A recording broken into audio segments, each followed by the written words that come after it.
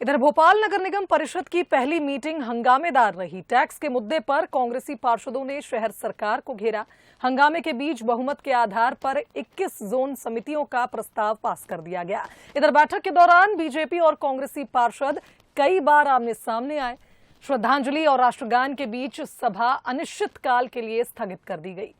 इससे पहले आपको बता दें कि एमआईसी मीटिंग में लिए गए फैसलों को अमल में लाने की बातें भी हुई। प्रॉपर्टी टैक्स में सितंबर तक छूट समेत कई निर्णय यहां लिए गए।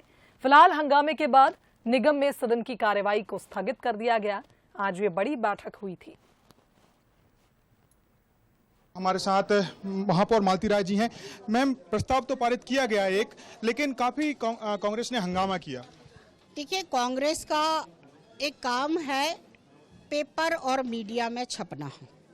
वो जनता की सुविधाओं के लिए नगर निगम में, परिषद में कोई बात नहीं करती है, ना निगम में करती है और ना परिषद में करती है। और वो जनता के बीच भी जाकर जन सुविधाएं देने के लिए कोई काम नहीं करती है।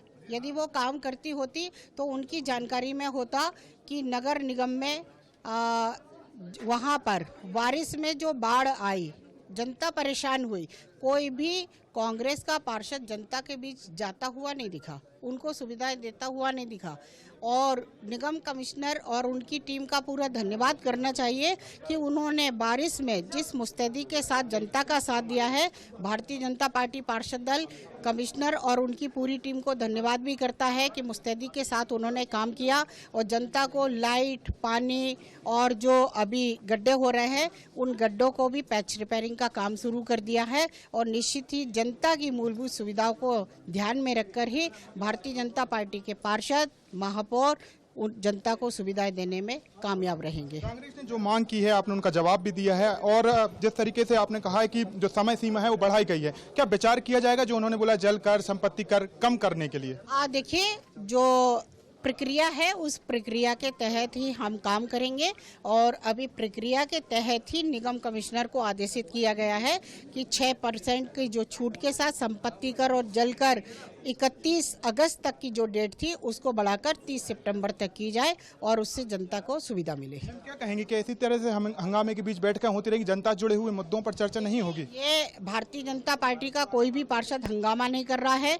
वो जनता की सुविधाएं देने के लिए चिंताजनक स्थिति में काम कर रहा है और बातचीत भी कर रहा है।